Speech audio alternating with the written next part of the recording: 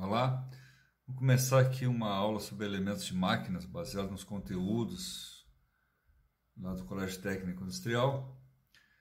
Vou tentar fazer uma visão geral. Elementos de máquinas são importantíssimos na área industrial. Tudo tem um elemento de máquinas, né? Um rebite, um pino, gravilha, cupilhas, chavetes, parafuso, porca, argoela. Tudo tem um mancal ou uma mola, né? Todas as máquinas acabam tendo algo parecido com isso. Então, esses conteúdos aqui são bastante extensos. Então, a gente vai poder dar uma rápida visão das coisas aí. Bem, aqui eu já começo mostrando a entrada de um museu que eu visitei, onde aparece 3 elementos importantes ali, um Fusca, uma locomotiva e um navio. Então, aí vão aparecer todos esses elementos de máquina que a gente vai ver com o tempo. Neste mesmo museu, parece uma antiga furadeira e uma antiga plana, né? E, de novo, como exemplo daqueles que são elementos de máquinas, onde possuem vários elementos de máquinas, engrenagens, etc., ou que vão produzir esses elementos também. Então, os principais elementos de fixação que a gente vai encontrar nos elementos de máquina são rebites, pinos, clavilhas, cupilhas ou contrapinos, parafusos, porcas, argoelas, anéis elásticos e chavetes. Por que a gente tem que estudar esses elementos? Bom, aquele que pretende fabricar, consertar, fazer manutenção, projetar ou conviver com qualquer máquina, vai ter que conhecer um pouco esses equipamentos, né? Aqui já disse, você vai fazer uma caixa de papelão, possivelmente usará cola, fita adesiva ou grampos para unir as partes da caixa. Por outro lado, se você pretende fazer uma caixa ou engradagem de madeira, usará pregos ou tachas, não sei se é com X, para unir essas partes. E aí, é muito mais do que apenas, aliás, nós precisamos unir várias partes, né? Chapas, perfis e barras, até com uma porta, a gente tem que botar uma dobradiça para unir no marco, a gente vai precisar de dobradiças e parafusos também. Qualquer construção, por mais simples ou complexa que seja, exige união de peças entre si. Aqui está a roda de um carro de luxo aí, tá? E aqui mostrando simplesmente o parafuso, né? O parafuso, a porca, a argoela, as 2 chapas e o parafuso propriamente dito, tá? É porca mesmo, tá, pessoal? Tem gente que gosta de usar polca, né? Mas polca é uma dança e a porca, tanto pode ser a fêmea do porco, quanto esse elemento que junto com o parafuso faz um elemento de fixação. Aqui eu coloquei um pedaço de uma fábrica de queijos, onde eu vou encontrar mancais, parafusos, aqui tem eixos, né, de um cilindro pneumático, mas são eixos, que também mostra que ele vai estar em todo lugar, na indústria de alimentos ou qualquer outra indústria. Aqui a gente vai encontrar também 2 bombas. Tirei essas fotos aí numa loja. A primeira é uma bomba de lodo, né? Geralmente ela fica mergulhada, presa por uma corda, alguma coisa, e ela vai dentro de um poço para fazer a extração das águas que tem lá dentro. E aqui a gente já vai olhar, né, de novo, parafusos ou porcas, tirantes, e aqui um mancal da própria bomba, um selo mecânico, que vão fazer parte desses elementos de máquinas, tá? E aqui também tem lá 2 motores ali de outros equipamentos que aparecem com esses mesmos elementos. Entretanto, em mecânica, as peças a serem unidas exigem elementos próprios de união, que são denominados esses elementos de fixação. A união de peças feitas pelos elementos de fixação pode ser feita móvel ou permanente. E aí? A móvel. Aqui vai aparecer um parafuso, né, uma porca unindo uma válvula de esfera, que lá dentro tem uma bolinha que a gente chama de esfera, né? Então eu consigo desmontar isso aí. Então isso é uma união móvel, tá? E algumas posso dizer como união permanente, né? Aquela que assim que tu montou, ela não pode mais ser desmontada, a não ser inutilizando alguma coisa. Então são os rebites e soldas. tanto rebite tipo pop, né? Rebiteiro, geralmente isso aqui são para elementos mais simples, painéis, se utiliza de uma maneira geral, mas após eu ter colocado ele, se eu quiser desmontar, eu tenho que destruir o rebite. Tá? Então aqui tem um rebite de aço, que aparece também, e as próprias soldas, né? Então por que temos que conhecer os elementos de fixação? Para saber montar e desmontar equipamentos, substituir componentes de fixação, saber especificar para compra ou orçamento, projetar máquinas ou equipamentos. Assim, para projetar um conjunto mecânico é preciso escolher o elemento de fixação adequado ao tipo de peças que irão ser unidas ou fixadas. Tá? Rebite, um deles, né? O rebite é formado por um corpo cilíndrico e uma cabeça. É fabricado em aço, alumínio, cobre ou latão e é usado para fixação permanente de duas ou mais peças. Então, união permanente. Tá? Aqui tem um rebite, que pode ser de aço, cobre ou latão, né? Até mesmo de alumínio, que esse aí vai ser deformado. Né? Ele tem um furo, a gente já vai olhar adiante, né? Como aqui num chassi de caminhão.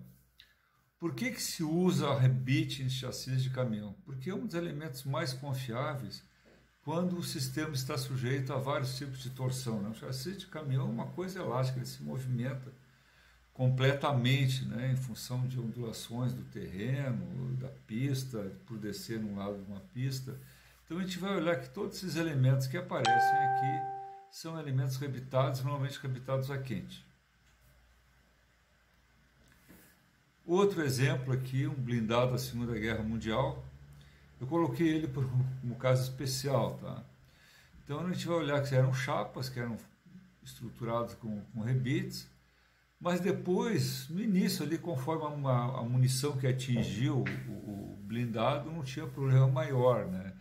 Mas uma munição mais pesada, às vezes, estourava o rebite e a própria tripulação era afetada ou morta pelos pedaços da sua própria proteção. Então, com o passar do tempo e até uma rápida evolução da tecnologia que aconteceu e os métodos de trabalho que aconteceram durante a Segunda Guerra Mundial, as estruturas rebitadas foram sendo abandonadas por serem não muito confiáveis. Tá? Aqui um casco de um navio antigo. Isso aí é anterior a 1950, onde todos os cascos eram rebitados, assim como o Titanic tinha casco rebitado. Tinha duas chapas, uma sobre a outra, você fazia um furo, dois furos. Aqui no caso é uma sequência de 3 linhas, né? Então a chapa de baixo ela está abaixo do terceiro rebite.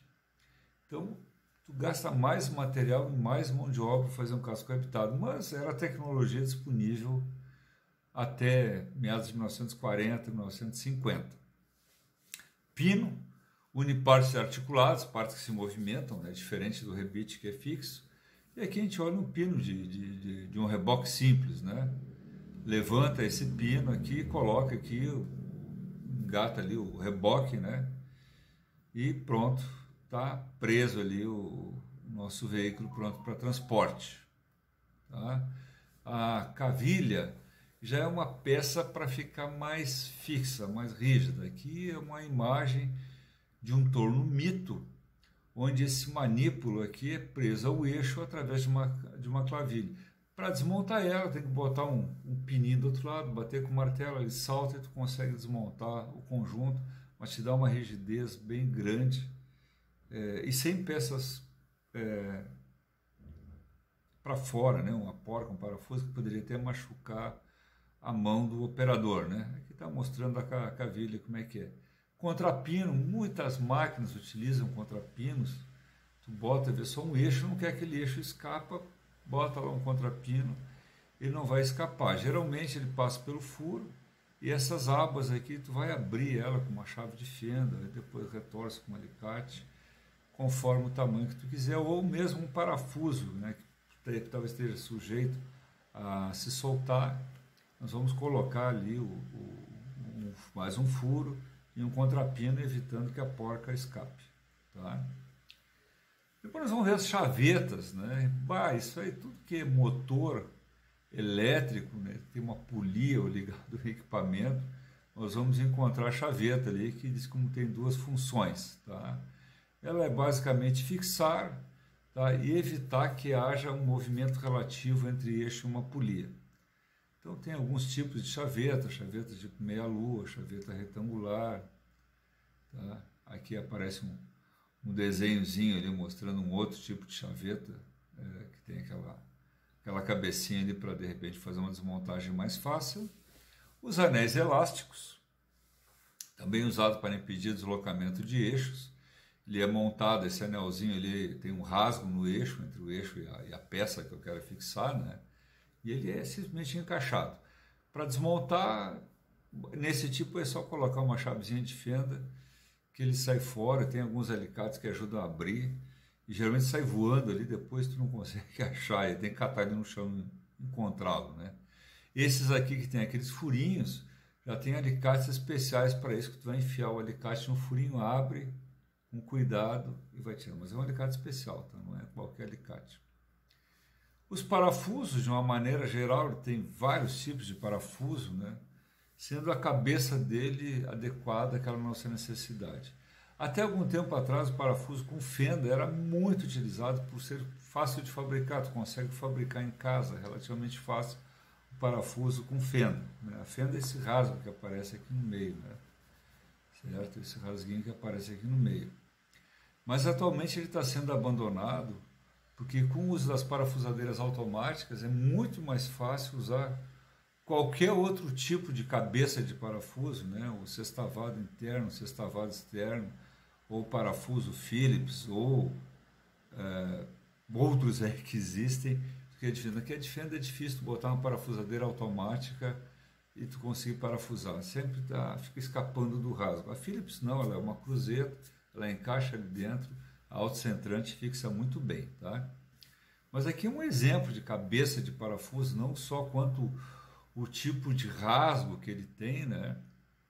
Mas o formato, sextavado, quadrado, redonda, né? Uns chamam cabeça de lentilha também.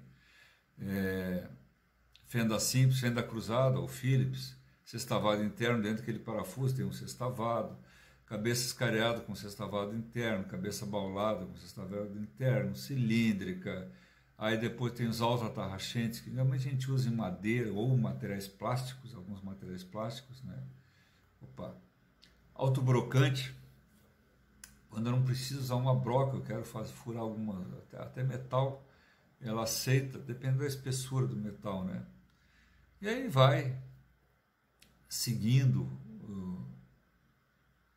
os vários modelos de parafuso, tá?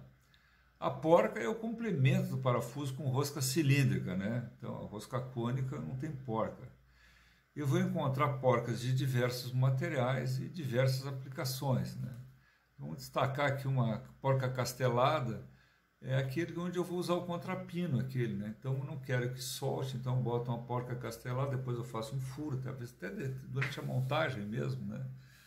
Faço um furo e boto o contrapino e puxo, então mesmo que ele queira afrouxar, ele não vai conseguir afrouxar. Alguns com flange aqui, onde eu quero melhorar o contato, né? Geralmente um material mais macio, eu quero aumentar a área de contato. Depois eu vou encontrar as autofrenantes ou autotravantes, que tem um anel plástico ali dentro, que ajudam também a questão de evitar que o parafuso se solte conforme a vibração.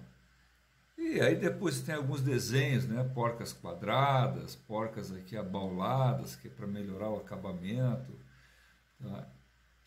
E segue a faina, né? Aqui nessa outra imagem aqui, vamos só destacar aqui essa porca borboleta, né? Ela tem uns manípulos para mim apertar e soltar com a mão, e aqui umas porcas ranhuradas, que às vezes é para travar, cravar em superfícies macias aí com a madeira. As arruelas, né? Ela já tem uma função, algumas de diminuir o atrito entre a tua peça e a porca, né? Facilitando o aperto e aumentando a área de contato também. A arruela lisa é essa função. Já a arruela de pressão, ela já tem a função, de novo, autotravante, para que ela evite se soltar durante a atividade de vibração. As dentadas, as dentadas, de novo, é para cravar nessa superfície. Então ela tem que cravar num material macio, tá? Para evitar que haja também o giro dessas peças, né? E depois as molas pratos aqui são usadas, algumas grandes, principalmente os grandes diâmetros, pequeno diâmetro eu não conheço, usada para ter uma função também atravante, né? Então, dependendo do conjunto, até algumas, já são molas prato, né? Mas a arruela prato tem a função de, ao dar o torque, ela tem uma deformação e vai segurar a tua peça aí que tu tá travando, né? O elemento porca, parafuso e as duas peças que estão unindo. Tá? Já rebites, eles eram intensamente utilizados aí antes da Segunda Guerra Mundial, porque tudo era rebitado, né? Cascos, etc., eram tudo rebitados. Hoje ele é utilizado em atividades especiais, onde eu não quero, eu quero que seja uma união permanente, né? Mas ao mesmo tempo que haja uma grande resistência a torções e movimentos relativos. Tá? Então hoje os navios, grande parte da aviônica é feita com rebites, mais diversos tipos, tá? E também são utilizados para estruturas de veículos, como a gente falou. Aí cada um tem um modelo, né? E tu vai encontrar padrões, né? Então cabeça redonda larga, ele tem um diâmetro da cabeça igual a duas vezes o diâmetro do corpo. Cabeça escariada chata estreita, cabeça escariada com calota, tá? Tipo panela. E aí nós vamos encontrar cada um deles com uma aplicação, mais o rebite pop, que ele é muito, muito utilizado. Quer fazer uma montagem, não vou dizer de baixa responsabilidade, mas estruturas muito pesadas, não. Ele pode ser utilizado às vezes para fazer painéis, totens, né, para publicidade ou alguns móveis, né? Tem classes escolares que tu bota o tampo de madeira, por baixo um rebite pop, em vez de parafuso, só enfia num orifício previamente fabricado, produzido, puxa o rebitador e ele está pronto aí. Como todos os elementos, quando tu vai comprar, tu tem que definir a forma que é mais adequada para ti. No caso aqui, as dimensões, o comprimento do rebite, o tamanho a altura da cabeça, o diâmetro do rebite e até mesmo o diâmetro do mandril, que é aquela parte menor ali, que ela vai ser extraída. Porque aqui é a rebitadeira pop, tá? Tem a leve, que é essa pequenininha aqui para serviços leves, né? Sem ser rebites muito grandes. E aqui já é uma rebitadeira industrial, onde eu quero botar muitos rebites grandes ali, ou rebites totalmente em aço inox, que são bastante duros. Aliás, se eu quiser rebitar rebites com a alma em aço inox, eu tenho que comprar uma rebitadeira especial para isso. Se eu for usar um para aço carbono, ele rebita o primeiro, depois ele perde todos os dentes, aí só vai rebitar um rebite. Tá? Na rebitagem, você vai colocar os rebites em furos já realizados nas peças a serem unidas. Depois você vai dar forma de cabeça no corpo de rebite quando são os rebites que não são os pops, né? Então aqui está botando os rebites convencionais, eu vou fazer um furo, coloco o rebite, boto um contra-estampo para segurar de um lado, do outro lado estampo e vou deformá-lo com dispositivos pneumáticos ou através de martelos e um contra-estampo. Tá? Ele pode ser feito manual, usando pancadas de um martelo, né? Então, aqui está o exemplo. A parte de baixo é chamado o contra-estampo, né? E em si, que vai segurar para não deformar a peça. Tem que unir essas peças aí. Né? Então, posso fazer com martelo, vai me demorar bastante tempo e requer uma certa habilidade, né? Batendo com martelo de mecânico aqui de cabeça baulada, ou usar o estampo, onde eu vou botar o estampo de um lado da chapa, geralmente uma pessoa que segura, do outro lado segura o estampo e acerta com o martelo de peso adequado em cima e a peça vai estar rebitada, né? Já o processo mecânico, eu posso usar uma máquina que está representada, uma máquina aqui, que pode ser pneumática ou hidráulica, onde a minha peça vai entrar aqui no meio. Claro que isso aí está limitado para um determinado tamanho de altura que eu posso rebitar isso aí. né? Qualquer altura, uma chapa de 1 metro, não vou conseguir fazer uma garra com 1 metro que vai abraçar essa peça aqui, né? E ainda a gente vai ter a rebitagem a quente e rebitagem a frio, tá? Aqui ele está dizendo que rebites até 6,3 milímetros, se o trabalho for à mão, pode ser a frio, e 10 milímetros se for a máquina. Mas muita da rebitagem é a quente. Por quê? Quando eu rebito a quente, ao esfriar o rebite, ele vai se contrair e vai dar digamos assim, um aperto adicional à nossa peça. E aí vamos começar a calcular os rebites. Bom, claro que se você for trabalhar com isso, a gente recomenda, trabalhe com algo especial, né? Eu tenho que pesquisar um pouquinho mais. Esse material aqui ele é meramente informativo, né? Eu vou começar a fazer rebite para caminhões, eu tenho que verificar o que é feito, qual é o material do rebite, até quem é o fornecedor do rebite, né? Então, normalmente ele bota aqui que o diâmetro deve ser o diâmetro do rebite, né? 1,5 vezes a menor espessura da chapa, tá? Alguém determinou isso aí, né? Que está dizendo constante ou valor pré-determinado, tá? Aqui eu coloquei uma foto aqui da Torre Eiffel para mostrar como era complicado conseguir fazer uma união rebitada. Então, isso aqui é uma coluna. Então, olha aqui, tem uma chapa sobre uma chapa desse lado, aqui uma chapa sobre uma chapa que está sobre uma outra chapa, e aqui mais um pedaço de chapa que une esse pedaço de cima com o de baixo, e aqui mais um perfil ainda, utilizando aí centenas de rebites, né? E aqui está a mão da minha esposa aqui, para ter uma ideia, né, de qual é o tamanho desses rebites. Então, tu não vai, mesmo a quente, tu não vai botar no lugar um rebite desse aí com martelinho, tá? Isso aí é na base da marreta e muita força mesmo, tá? Então, para rebitar 2 chapas de aço, uma com espessura de 4 milímetros, uma de 5 e outra de 4, qual o diâmetro do rebite? Então, eu vou pegar a menor, tá? Multiplica por 1,5 e vou achar os 6 milímetros. Então, já defini o rebite, barbado.